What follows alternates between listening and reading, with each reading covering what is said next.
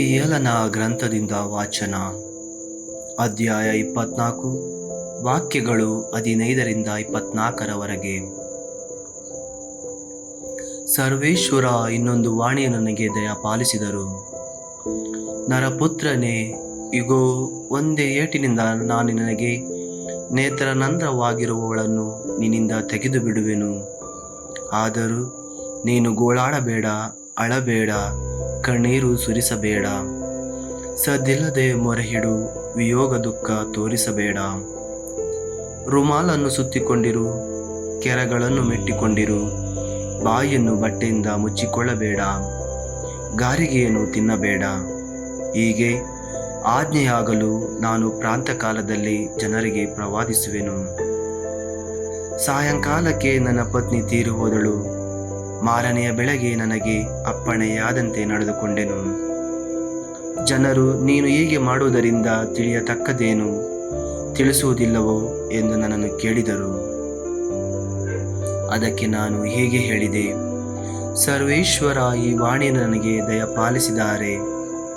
ಇಸ್ರಾಯೇಲ್ ವಂಶದವರಿಗೆ ಹೀಗೆ ಸಾರು, ನಿಮಗೆ ಮುಖ್ಯ ಬಲ, ನೇತ್ರನಂದ ಹಾಗೂ ಪ್ರಾಣಪ್ರಿಯ ಆದ ನನ್ನ ಪವಿತ್ರಾಲಯವನ್ನು ನಾನು ಅಪವಿತ್ರ ಮಾಡಿಸುವೆನು. ನೀವು ಬಿಟ್ಟು ಬಂದಿರುವ ನಿಮ್ಮ ಗಂಡು ಹೆಣ್ಣು ಮಕ್ಕಳು ಖಡ್ಗಕ್ಕೆ ತುತ್ತಾಗುವರು ಎಂಬುದಾಗಿ ಸರ್ವೇಶ್ವರನಾದ ದೇವರು ನುಡಿದಿದ್ದಾರೆ. ನಾನು ಮಾಡಿದಂತೆ ಆಗ ನೀವು ಮಾಡುವಿರಿ. ಅಂದರೆ ಬಟ್ಟೆಯಿಂದ ಬಾಯನ್ನು ಮುಚ್ಚಿಕೊಳ್ಳದೆ, ಗಾರಿಗೆಯನ್ನು ತಿನ್ನದೆ, ರುಮಾಲನ್ನು ಸುತ್ತಿಕೊಂಡು, ಕೆರಗಳನ್ನು ಮೆಟ್ಟಿಕೊಂಡು ಇರುವಿರಿ. ನೀವು ಗೋಳಾಡುವುದಿಲ್ಲ, ಅಳುವುದಿಲ್ಲ. ಆದರೆ ನಿಮ್ಮ ಅಧರ್ಮದಿಂದ ಕ್ಷೀಣವಾಗಿ ನರಳುವಿರಿ, ಒಬ್ಬರೆದುರಿಗೆ ಒಬ್ಬರು ನರಳುವಿರಿ. ಈ ವಿಷಯದಲ್ಲಿ ಎಜೆಕಿಯೇಲನು ನಿಮಗೆ ಮುಂಗುರುತಾಗಿರುವನು. ಅವನು ಮಾಡಿದಂತೆಯೇ ಎಲ್ಲವನ್ನು ಮಾಡುವಿರಿ. ಇದು ಸಂಭವಿಸುವಾಗ ನಾನೇ ಸರ್ವೇಶ್ವರನಾದ ದೇವರು ಎಂದು ನಿಮಗೆ ಗೊತ್ತಾಗುವುದು. ಪ್ರಭುವಿನ ವಾಕ್ಯವಿದು. ದೇವರೇ ನಿಮಗೆ ಸ್ತುತಿಯು ಸಲ್ಲಲಿ. ಮತ್ತಾಯರು ಬರೆದ ಪವಿತ್ರ ಶುಭ ಸಂದೇಶದಿಂದ ವಾಚನ. ಅಧ್ಯಾಯ 19, ವಾಕ್ಯಗಳು 16ರಿಂದ 22ರವರೆಗೆ. ಆ ಕಾಲದಲ್ಲಿ ಯೇಸುವಿನ ಬಳಿಗೆ ಒಬ್ಬ ಯುವಕನು ಬಂದು, ಗುರುದೇವ, ಅಮರ ಜೀವವನ್ನು ಪಡೆಯಲು ನಾನು ಒಳ್ಳೆಯದೇನನ್ನು ಮಾಡಬೇಕು ಎಂದು ಕೇಳಿದನು. ಅದಕ್ಕೆ ಅವರು, ಒಳ್ಳೆಯದನ್ನು ಕುರಿತು ನೀನು ನನ್ನನ್ನು ವಿಚಾರಿಸುವುದು ಏಕೆ? ಒಳ್ಳೆಯವರು ಒಬ್ಬರೇ. ನೀನು ಆ ಜೀವಕ್ಕೆ ಪ್ರವೇಶಿಸಬೇಕಾದರೆ ದೈವಾಜ್ಞೆಗಳನ್ನು ಅನುಸರಿಸು ಎಂದರು. ಅವು ಯಾವುವು ಎಂದು ಮರುಪ್ರಶ್ನೆ ಹಾಕಿದ.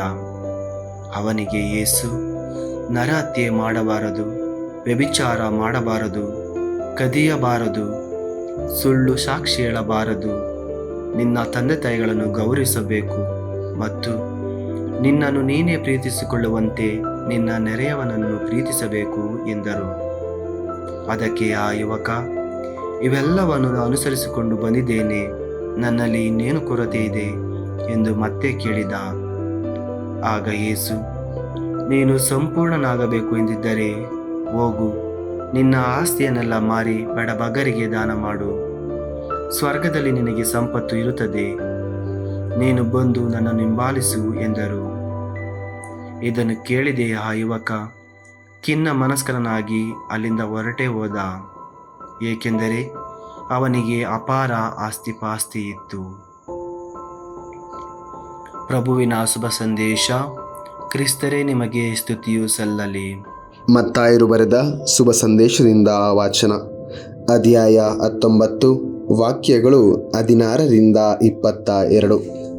ಆ ಕಾಲದಲ್ಲಿ ಯೇಸುವಿನ ಬಳಿಗೆ ಒಬ್ಬ ಯುವಕನು ಬಂದು, ಗುರುದೇವ, ಅಮರ ಜೀವವನ್ನು ಪಡೆಯಲು ನಾನು ಒಳ್ಳೆಯದೇನನ್ನು ಮಾಡಬೇಕು ಎಂದು ಕೇಳಿದನು.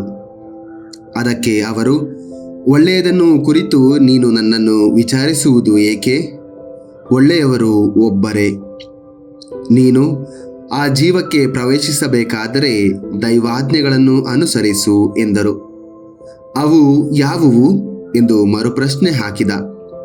ಅವನಿಗೆ ಯೇಸು, ನರಹತ್ಯೆ ಮಾಡಬಾರದು, ವ್ಯಭಿಚಾರ ಮಾಡಬಾರದು, ಕದಿಯಬಾರದು, ಸುಳ್ಳು ಸಾಕ್ಷಿ ಹೇಳಬಾರದು, ನಿನ್ನ ತಂದೆ ತಾಯಿಗಳನ್ನು ಗೌರವಿಸಬೇಕು ಮತ್ತು ನಿನ್ನನ್ನೇ ನೀನು ಪ್ರೀತಿಸಿಕೊಳ್ಳುವಂತೆ ನಿನ್ನ ನೆರೆಯವರನ್ನು ಪ್ರೀತಿಸಬೇಕು ಎಂದರು.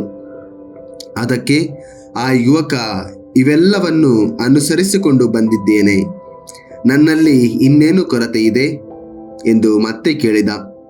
ಆಗ ಯೇಸು, ನೀನು ಸಂಪೂರ್ಣನಾಗಬೇಕು ಎಂದಿದ್ದರೆ ಹೋಗು, ನಿನ್ನ ಆಸ್ತಿಯನ್ನೆಲ್ಲ ಮಾರಿ ಬಡಬಗ್ಗರಿಗೆ ದಾನ ಮಾಡು, ಸ್ವರ್ಗದಲ್ಲಿ ನಿನಗೆ ಸಂಪತ್ತು ಇರುತ್ತದೆ, ನೀನು ಬಂದು ನನ್ನನ್ನು ಹಿಂಬಾಲಿಸು ಎಂದರು.